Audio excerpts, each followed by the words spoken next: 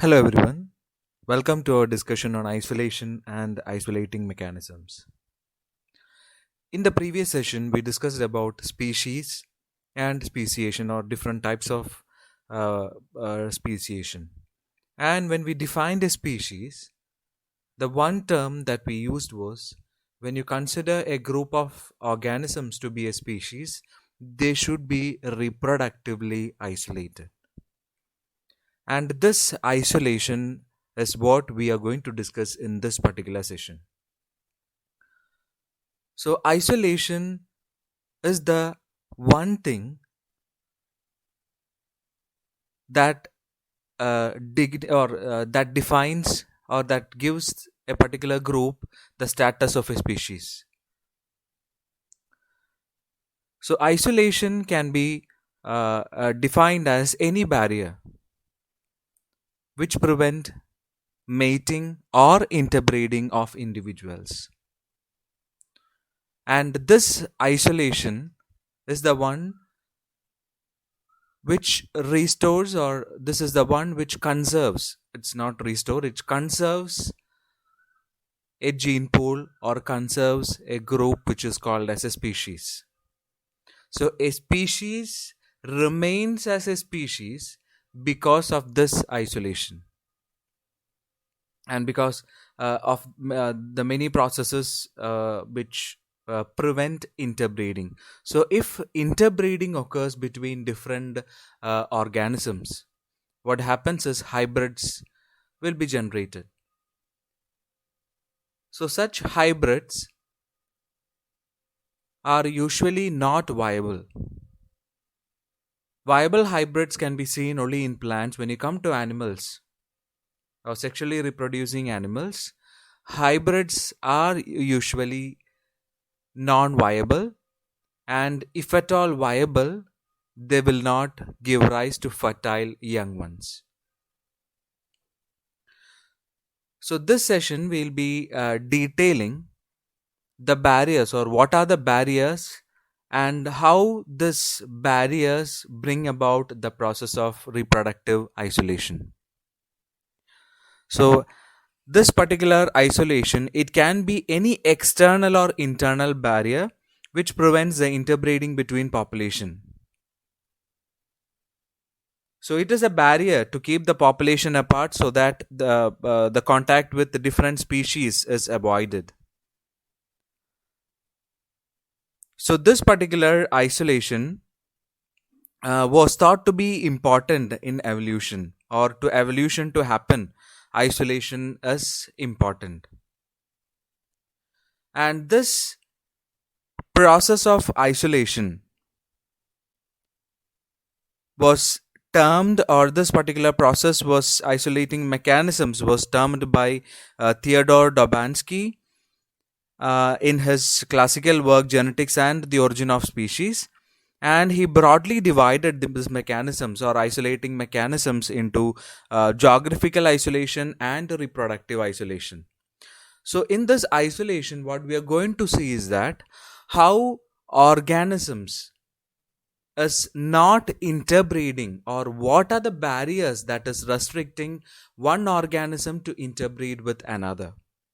For example, if you take in a tree, you can see a crow as well as you can see another bird. You can see an eagle. But never a crow interbreeds with an eagle or it mates with an eagle. So, what is a barrier, or what are the factors? So, there might be different types of barrier, that there is a long list of barriers that we are going to see. So, all these barriers or different types of barriers is the causative factors of this isolation, or that is the one which prevents a mating between different species. That's why you don't see a crow, for example, a crow mates with a eagle, or another group of species is mating with another one. So, coming to this isolation, so as I said, it is an external or internal barrier or a mechanism which prevents the interbreeding between population. Isolation is broadly classified into two. They are geographic isolation and reproductive isolation. So isolation, as we said, in allopatric as well as sympatric speciation, which we discussed in detail in the previous session. In both cases, we said that in sympatric, even though they are in the same geographical region, they are reproductively isolated. So, without a barrier, so we are going to discuss all these in detail. That means, without a barrier, that means these individuals were once a species, or these groups were once a species, but now they are not. They are reproductively isolated, and there is no barrier. They are living in the same geographical location. So there are isolating mechanisms which are acting on them, which makes them reproductive isolated without a geographical barrier. So we'll be discussing what are the barriers in such cases, and what happens when a geographical barrier is there. So when a geographical barrier is there, it is natural. These two groups, they do not see, because if a water body or a flooding occurred, and a new water body is created, so that some organisms were isolated from the main group, and naturally in both the sides these organisms they thrive, and after millions of years you can see that they both becomes unrelated, because the habitat, etc., for both the groups in both the regions will be entirely different, so they will evolve accordingly. So in geographical isolation, so the first one, geographical isolation. So in geographical isolation, what you see here is what can be seen here is that the two populations are separated by a physical or a geographical barrier, as you see here. And the barrier may be a mountain range, a desert, a thick forest, deep oceans, land bridges, etc. So the barrier prevents, so this is important. The barrier, what it does is it prevents the migration and intermingling of individuals. So what happens? So this is an example. So here you can see a group of snails. So this is the one which was present earlier, and a barrier. That means because of a calamity, a barrier was formed. As a result, they this particular group they shifted into the two regions of this particular crevice. And for say this particular region is having a different climate, and this particular region is having a different climate. Assume that this is not very small, this assume that this is very large, and a river is also running through this crevice, so it is such large crevice which was formed. So what happens is that the conditions, the habit, the food, etc., and also the climatic conditions that is being subjected by this group will be different from this group. As a result, the two groups, after many generations, what happens is that they will be morphologically dissimilar, as well as they will be reproductively isolated. So after millions of years, if you take one from this group and this group and you try to breed them, they will not breed. The reason is that they become reproductively isolated. So the barrier prevents migration and intermingling. And if this barrier is very small, as you see in this diagram, and they can cross each other, what happens is that they will be remaining as the same species. The thing is that they can migrate between them. They will be mating with each other. As a result, they will remain as a species itself. But if the barrier is very large, they cannot cross. They cannot interbreed. In such cases, the isolation will be will lead to what is called as a reproductive. The barrier, geographical barrier, will definitely lead to what is called as a reproductive isolation. So when reproductive isolation occurs, what happens is that there is no gene flow. Gene flow occurs only when there is migration. So gene flow is nothing but mixing of the genes in a gene pool. So if there is no migration, there is no gene flow. So the population becomes genetically distinct and form separate units. So the degree at which the barrier or the geographical isolation occurs depends on the effectiveness of the barrier. That's why I said this isolation, the extent of this reproductive isolation, how extent they are reproductively isolated, it depends on the barrier. As I said, if it is a small barrier, they can cross. If it is a very large barrier, they cannot cross. The reproductive isolation will be very distinct. And the duration and separation, or duration of separation and the degree of migration, that is, duration of separation means how long. If this crevice is formed because of a natural calamity, and slowly after some years this the crevice is naturally gone, what happens is that again they can go, they can intermingle, etc.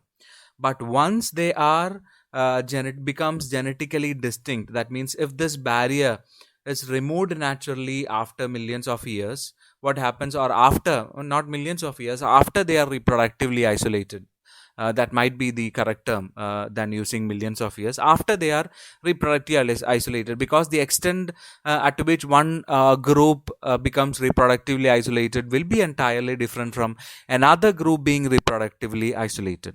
So that's why it is said that the degree at which the two groups becomes reproductively isolated depends on the effectiveness of the barrier. Whether the barrier is very large, they never cross each other. The duration of separation means whether it was for a short time, or if it is present for a long time. And also the degree of migration, the degree at which they migrate. For example, for snails or such organisms, the degree of migration if the barrier is very large will be zero, because they will not migrate such a very great barrier. So this is what is called as the first type of reproductive isolation, which is called as geographic isolation. The second and the most important and the mostly classified or most studied type of reproductive isolation is, or isolation is what is called as reproductive isolation. And this particular type of isolation, because there are many mechanisms whereby organisms attain reproductively isolated, and because of that it is divided again into two for for the ease of our understanding. And reproductive isolation is divided mainly into two. One is pre-zygotic isolation and the other one is post-zygotic isolation. So there in this, what we are going to discuss is that how this organisms are prevented from being mating, or how their mating is prevented. So here mating, in the first case in a geographical isolation, their mating was prevented or interbreeding was prevented because of a barrier. Okay, there was a barrier. As a result, they did not cross, and slowly they moved on to what is called as reproductive isolation because of a barrier. So the first or the primary one, or the in the primary event of isolation was due to a barrier, and that gradually led to what is called as reproductive isolation. The barrier prevented their interbreeding. But in this particular session, or this particular second category of isolation, which is reproductive isolation, in this we are going to discuss how the organisms are prevented from interbreeding or mating when a geographical barrier is absent. The example is sympatric speciation. So in sympatric speciation, we said that the organisms are in the same geographical location. There is no barrier between them. Even though there is no barrier, speciation occurs. So that was the question. So if there is a barrier, if there is a geographical barrier which is allopatric speciation, it can be easily understood, because of the barrier they are not mixing, or they are not migrating, they are not interbreeding. As a result, that can lead to reproductive isolation, or that can lead to the formation of a new species, or speciation will occur. But how sympatric speciation occurs? Because there is no barrier. So without a barrier, how are these organisms being prevented from interbreeding? Or what are the factors that is preventing these organisms from interbreeding if they are in the same location, and because of those factors which we are going to discuss, that is leading to the type of speciation which is called as sympatric speciation. So now we are going to discuss reproductive isolation.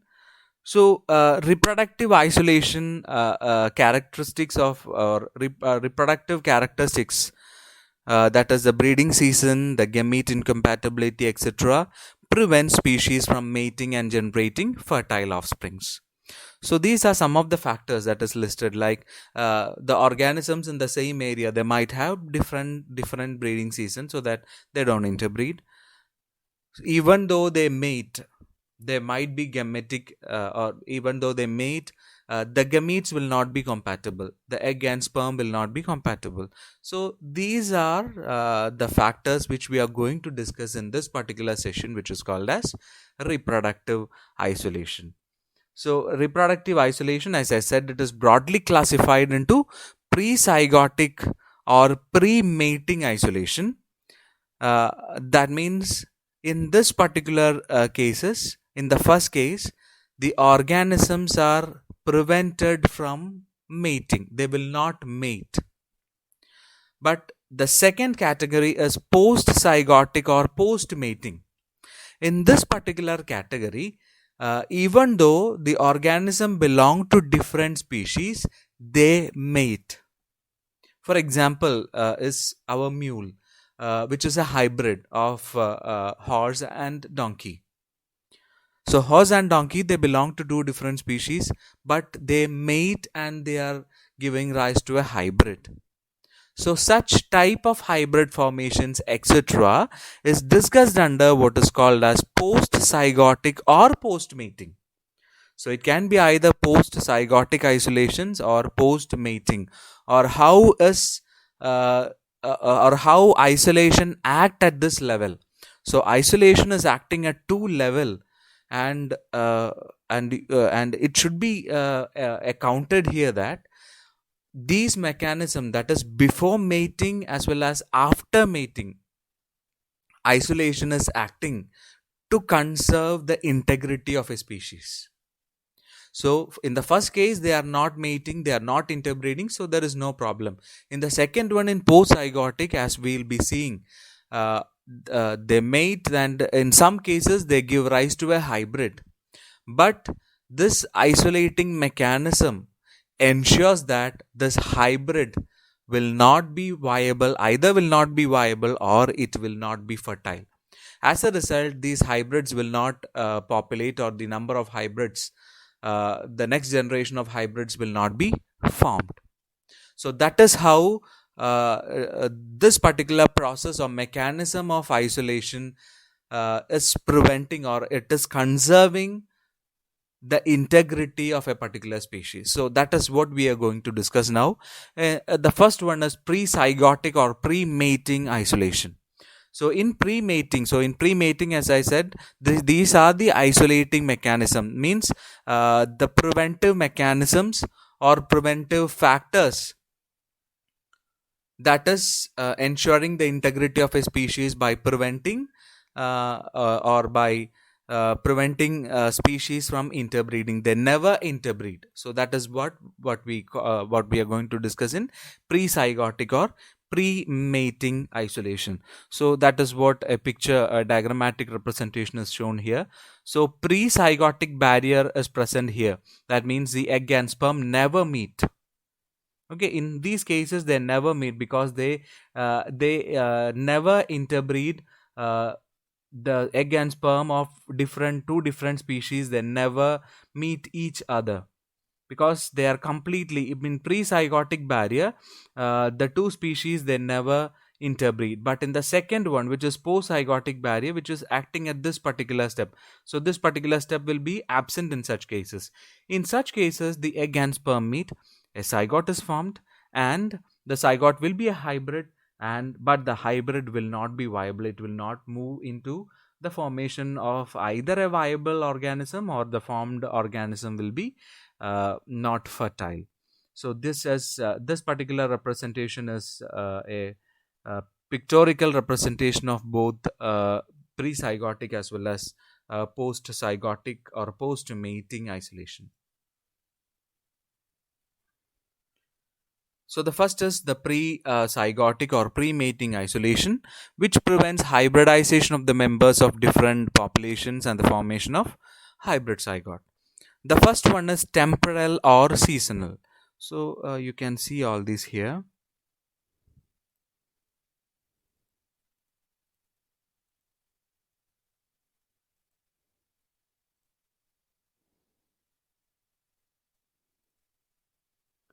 So this is a pictorial representation of pre-zygotic isolation mechanism. So this, in our discussion, we are not considering this as pre-zygotic. So this will come under the next one, which is post-zygotic or post-mating. Okay, so what we are going to discuss in this particular pre-zygotic isolation is habitat isolation. Okay, the first one, then temporal isolation, behavioral isolation, and mechanical isolation. In habitat isolation, what happens is for breeding or for mating, some species have a preferred habitat. They might be breeding in a particular preferred habitat. So, species 1 might be breeding in this particular area, but species 2 might be breeding in another area. As a result, because this is a preferred area, this is not preferred by 2.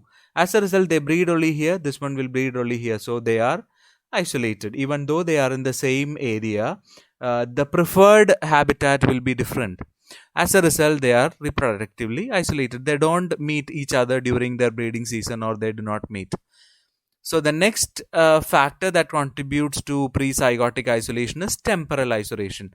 Temporal means which is influenced by time, or something which is related to time. So this is space and this is time. So time, in the sense that the breeding season of different organisms are different. One group will have a breeding season in June to September, the other will be in January to March, etc.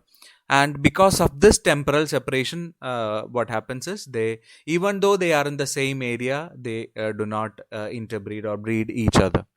Next is behavioral isolation, where we have the singing of birds, then some other behavioral pattern which is shown by behavioral breeding behaviors, which is shown by different organisms, like mating dances, mating calls, etc. So if you take mating calls, the call made by one bird will be different from other.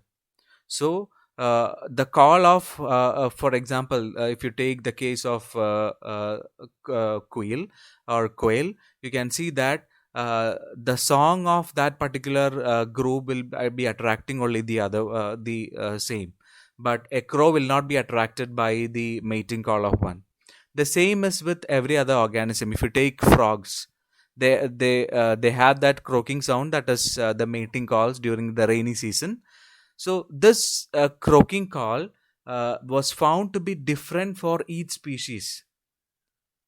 Okay, and as a result, even though different species of frog will be seen in the same pond, they will be calling their mate at the same time, but only the preferred mate will come to that preferred partner, because the same species can recognize the same call as the mating call. The other calls will be the normal sounds of the environment. So such mating calls also will be species specific. So that's the term to be used. The calls are species specific.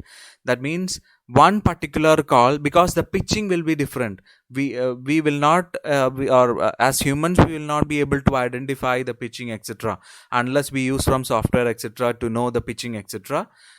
This particular individuals, they can recognize the pitching differences, etc., because each species will have a particular pitch, particular wavelength, particular duration of their cry, etc., or call, etc. And it is with this particular thing, they or this is one factor which is called as behavioral isolation, which leads to reproductive isolation.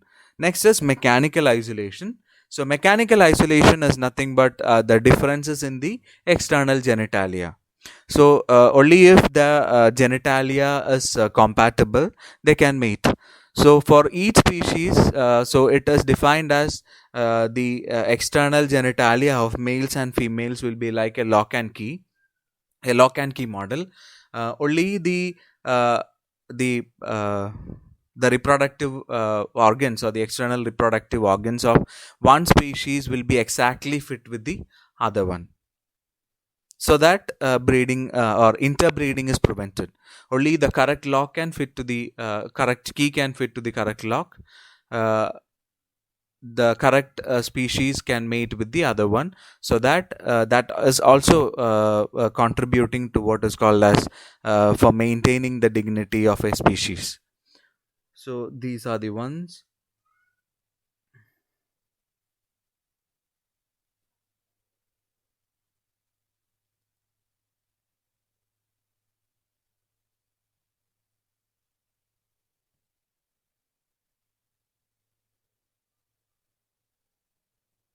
So if we are there are some examples regarding this. If you see this,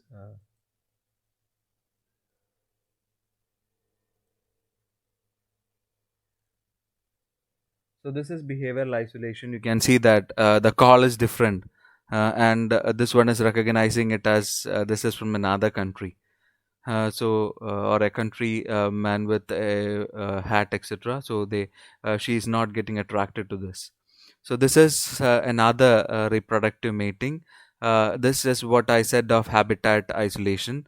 And when this one calls this female, it says that no, our mating sites are different.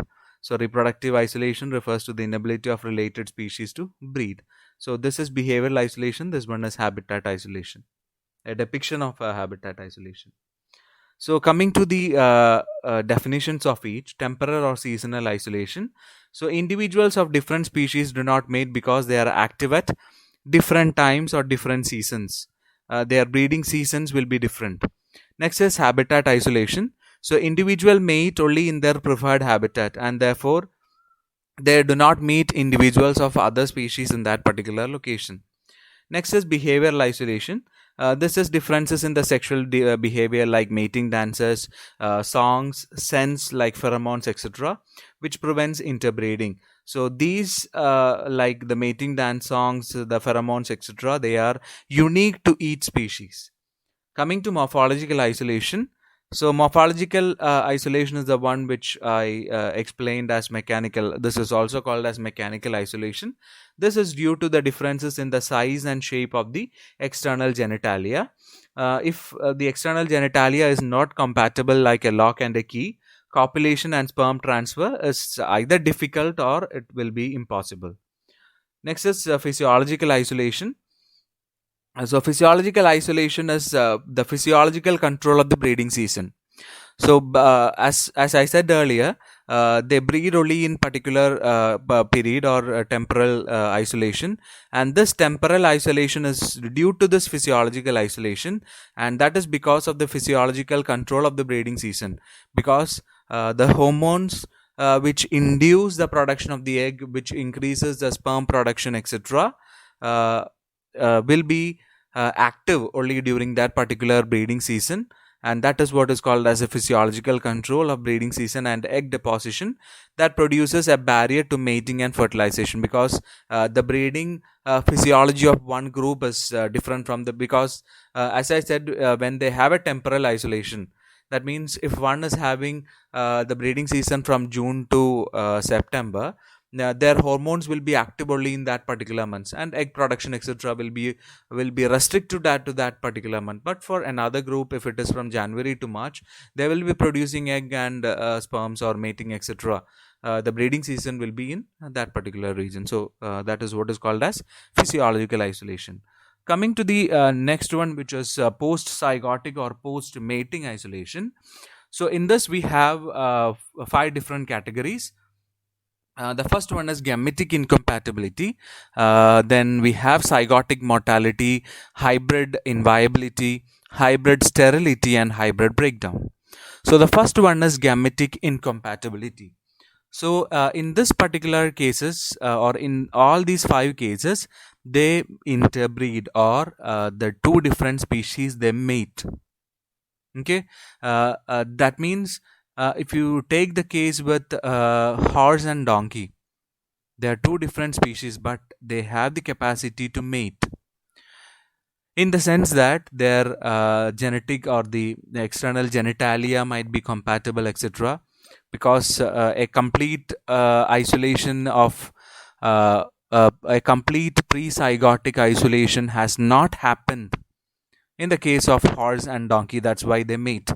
If pre-zygotic isolation was complete, they wouldn't have mated and resulted in a donkey. So that is incomplete. That is, a pre-zygotic mating is complete, but to define the integrity of, or to conserve the integrity of the species, they are having a post-zygotic isolation. And in this post-zygotic isolation, the first one is gametic incompatibility. So the sperm transfer, here mating takes place, sperm transfer takes place, but the egg is not fertilized. So this is seen in both external as well as internal fertilization, and in some organisms it is seen that the vagina, the female reproductive tract, it produces antigenic reactions against the sperm from different species. So these are depictions of that. So here this is a depiction of gametic incompatibility. So please be nice again, let me in. And the egg says that no, never, I don't like the look of you, because they belong to two different species. As a result, they do not mate. So in some cases it can be seen that the correct in lower forms, in external fertilization, the egg, when the egg is shed in water, the sperms are also shed in water. The egg produces certain specific chemicals which attracts the sperm, and these chemicals are species specific. Chemicals means they are proteins. So these proteins which is attracting the sperms, they are species specific, and only the sperm of correct species will reach the egg. That is ensuring species specificity in external fertilization, and that's what we say here. Because never or in internal fertilization, what happens is, as I said, either the vaginal secretions will make the sperm immotile, or that will result in their destruction, or they will be immotile. As a result, they do not reach the egg and mate. Even though they reach the egg, they cannot penetrate, because the penetrating molecules will also be specific. The binding molecules is also specific. So when these are not species becoming or completely compatible, the egg and sperm will not fuse, and that is what is called as gametic incompatibility. So gametic incompatibility may be at different levels, in different levels, in the sense that either it might be preventing or attracting the sperm towards the egg, because only species specific molecules can attract. In internal fertilization, it might be some secretions which is destroying the egg or destroying the sperms of different species, or the molecules which are present over the egg, which is ensuring species specificity binding may be present. As a result, even though sperm from different species reaches the egg, because the vaginal secretions were not active, or it did not kill it, even though it is reaching the egg, it cannot bind, because the binding molecules will also be specific. That is, the binding of egg and sperm is aided by many proteins, and that is also specific. And if they are not compatible, the sperm cannot fuse with the egg. Next is zygotic mortality. So if in the next level, that means what happens if that barrier, that means if binding occurs, if the egg and the sperm is fertilized, what ensures this isolation? So the next level is zygotic mortality. That is, if the eggs are fertilized, in some cases the zygote will not develop. The zygote, either it shows as irregular embryonic development, and it will cease development at an early stage of development. As a result, the zygote is not viable. Okay, so that is next is hybrid inviability. So hybrid embryos develop, but they do not reach a reproductive age. That means in the third case, in the first case was egg and sperm is never fusing. The second case was egg and sperm fuses, but zygote is not being formed because zygote shows irregular development.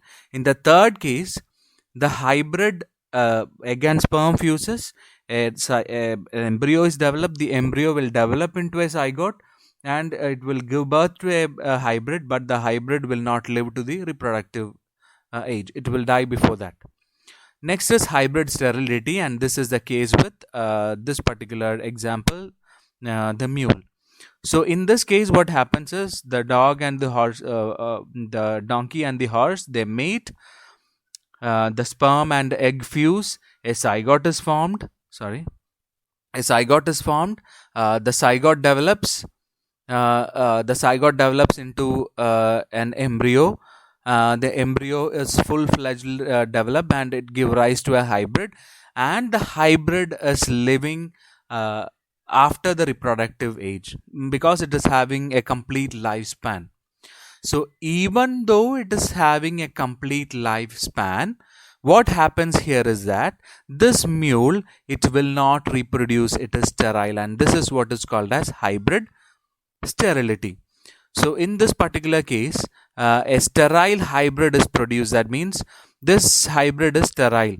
The reason for its sterility is that even though it attains sexual maturity, when the gametes or when its gametic cell starts to produce gametes, what happens is one set it is having horse chromosome and the other set is from the donkey.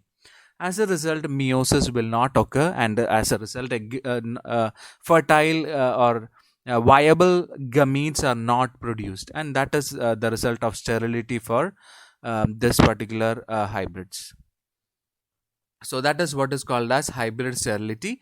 The hybrids are viable, but the resulting adults are sterile due to failure of chromosome pairing during meiosis.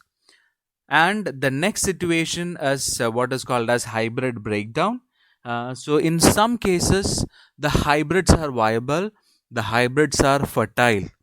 The hybrid will give rise to the next generation. This is not related to mule. In some other organisms or some other lower forms like frogs, etc. So F1 hybrids are viable and fertile, but for the hybrids, that means F1 is a hybrid. It will give rise to the F2, but the F2 will be either sterile or it might be inviable. So till now, the for isolations till the F1 generation, that means F1 was found in some cases to be viable, but the F2 generation is not viable or it will be sterile. So these are the mechanisms which prevent interbreeding of individuals, which conserves the identity of a species. Coming to the significance of isolation, isolation protects the gene pool of a species, it prevents hybridization. Absence of isolating mechanism will lead to the production of new species by instant speciation. Next is weak isolating mechanism will lead to the production of hybrids, and also wasteful courtships are avoided because of isolating mechanism. Because of that, wasteful courtships are also avoided. So these are the significance of isolating mechanisms. So with this, we come to the end of the discussion of isolation and isolating mechanisms. Thanks for hearing.